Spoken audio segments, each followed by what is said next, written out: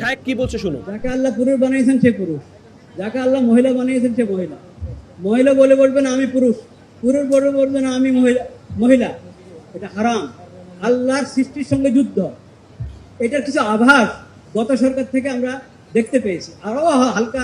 এটার আমরা তীব্র প্রতিবাদ করছি। আজকের এই ইফতারের মাহফিলে দোয়া কবুলের সময় এটার আমরা তীব্র প্রতিবাদ করছি।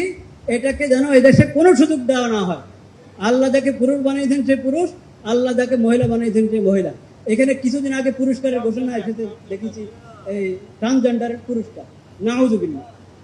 হ্যাঁ, সে আসলে পুরুষ কিন্তু মহিলার সাথে পুরস্কার পাবে আমাদের সরকারের কাছ থেকে? না, কখনো না। মাননীয় প্রধানমন্ত্রীর তত্ত্বাবধানে যে সরকার, এই সরকার এখানে এই ধরনের কোনো পদক্ষেপ আমরা এটা কখনো গ্রহণ করব না। সবাই আমরা দোয়া করি আল্লাহ তাআলা আমাদেরকে ইস্তেকামত দান করেন।